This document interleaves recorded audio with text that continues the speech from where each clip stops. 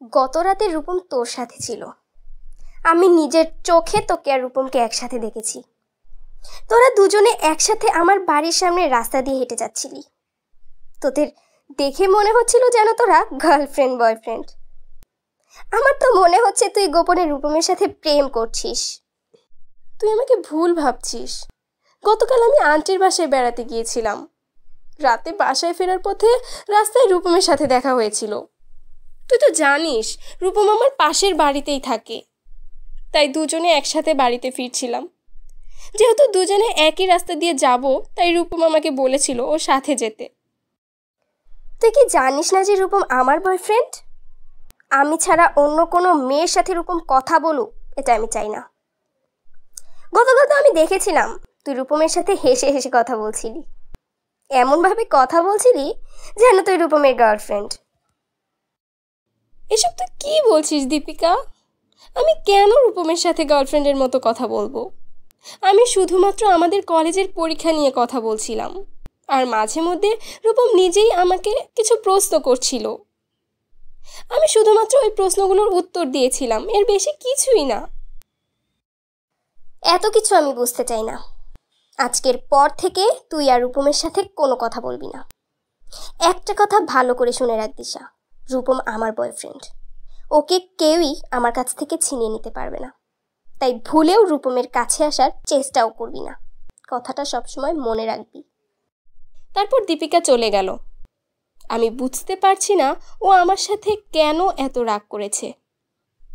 আর আমি তো গত রাতে নিচ থেকে রূপমের সাথে বাসায় আসিনি। উল্টো রূপম আমাকে জোর করেছিল। ও বলেছিল যে আমরা দুজনে এক রাস্তা দিয়ে বাসায় যাচ্ছি, আর আমরা একই এলাকায় থাকি, তাই দুজনে কথা বলতে বলতে বাসায় গেলে সময় কম লাগবে। অথচ দীপিকা আমাকে কতগুলো কথা শুনিয়ে দিল।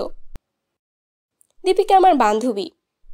একসময় আমাদের দুজনের মধ্যে অনেক ভালো বন্ধুত্ব ছিল, কিন্তু যখন থেকে রূপমের সাথে দীপিকার সম্পর্ক শুরু হয়েছে, তখন থেকেই দীপিকা প্রায় সময় আমার সাথে খারাপ ব্যবহার করে।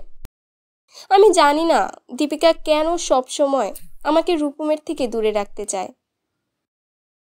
আমি তো নিজে থেকে কখনো রূপমের সাথে কথা বলতে যাই না। রূপম নিজেই আমার সাথে কথা বলতে আসে। কেউ যদি আমার সাথে কথা বলতে আসে, তাহলে আমি তার কথার জবাব না দিয়ে চুপ করে থাকবো? এটা কি করা যায়?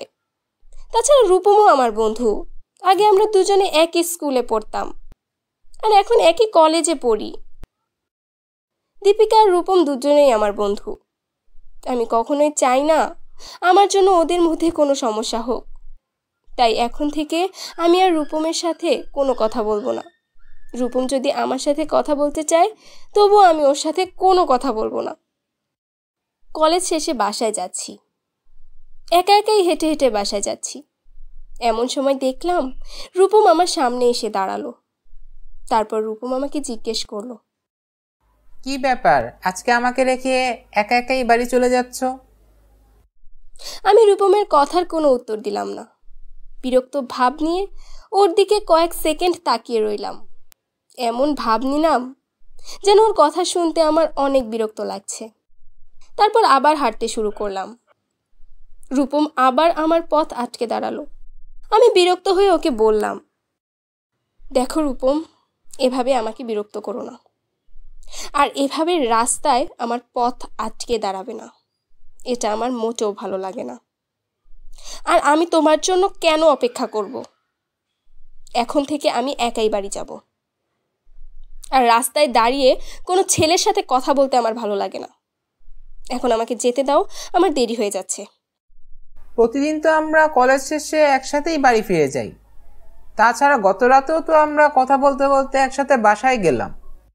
আমার ইচ্ছা, তাই আমি এখন থেকে একা একাই বাড়িতে যাব। আজকের পর থেকে রাস্তায় আর কখনো আমার সাথে কথা বলবে না। এমনকি কলেজেও আমার সাথে কোনো কথা বলবে না। মনে করবে তুমি আমাকে চেনো না।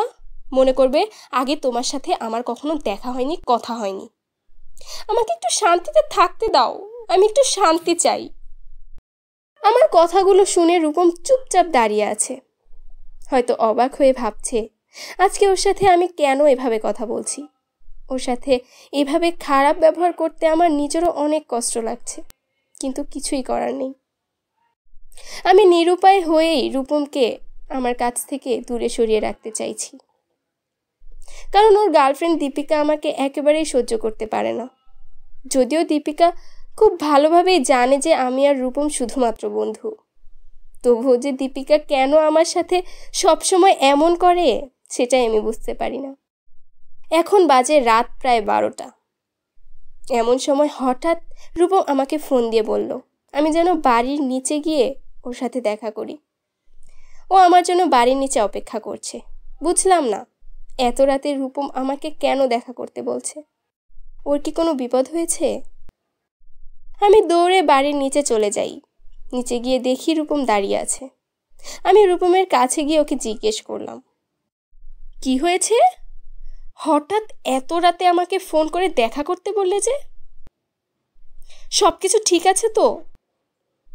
তোমার বাড়ির সবাই ঠিক আছে? তোমার কোনো বিপদ হয়নি তো? আরে শান্ত হও, সবকিছু ঠিক আছে। তোমাকে কিছু কথা বলার জন্য ডেকেছিলাম। সব কিছু ঠিক থাকলে এত রাতে আমাকে ডেকেছো কেন?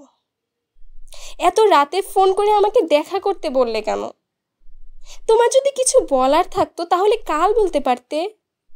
এত রাতে এভাবে আমার সাথে দেখা করেছো এটা যদি তোমার গার্লফ্রেন্ড জানতে পারে তাহলে তোমার সাথে অনেক রাগ করবে। আমার গার্লফ্রেন্ড তো আমার সামনেই দাঁড়িয়ে আছে। বাজে কথা বলা বন্ধ করো।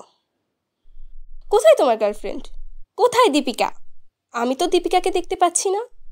অনেক রাত হয়েছে, এখন বাড়িতে ফিরে যাও। আমিও বাড়ির ভেতরে চলে যাচ্ছি। আজকে দীপিকার সাথে ব্রেকআপ হয়ে গেছে। আমি নিজেই ওর সাথে ব্রেকআপ করেছি। এসব তুমি কি বলছো? তুমি ওর সাথে কেন ব্রেকআপ করেছো? এই কাজটা তুমি ঠিক করোনি।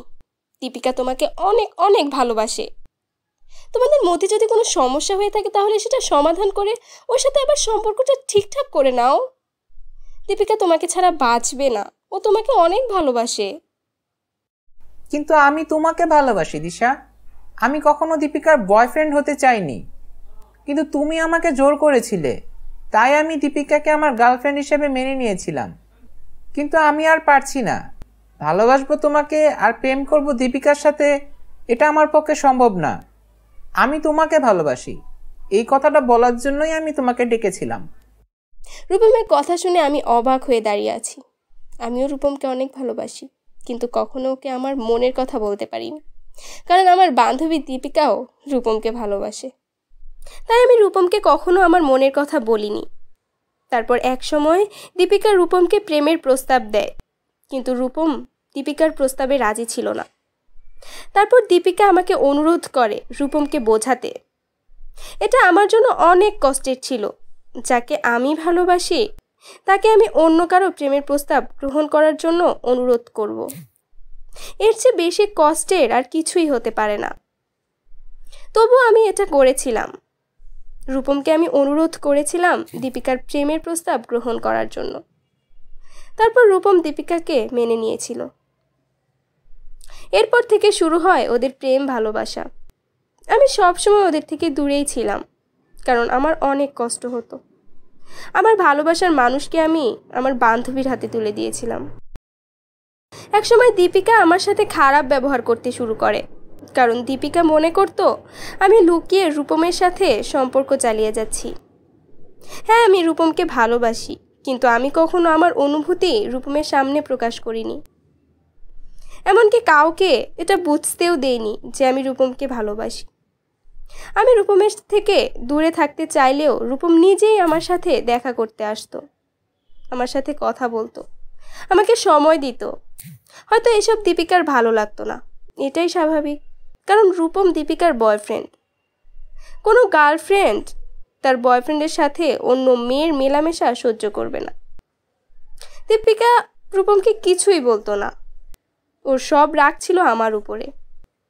আমি জানি না কাল কলেজে আমার সাথে কি হবে। আমি এটা নিশ্চিত যে দীপিকা কালকে আবার আমাকে কথা শোনাবে, কারণ রূপম যে আজকে ওর সাথে ব্রেকআপ করেছে এর জন্যই অবশ্যই ও আমাকে দোষ দিবে, যদিও আমি কিছুই করিনি। অনেক রাত হয়েছে, কিন্তু আজকে আমার ঘুম আসছে না। আমার ভালোবাসার মানুষ রূপম আজকে আমাকে ওর মনের কথা বলেছে। ও বলেছে যে ও আমাকে ভালোবাসে। মনে হচ্ছে আমি স্বপ্নের দেশে আছি। যদিও আমি অনেক আগেই বুঝতে পেরেছিলাম যে রূপম আমাকে ভালোবাসে, কিন্তু আজকে নিজের মুখে বলেছে যে ও আমাকে ভালোবাসে।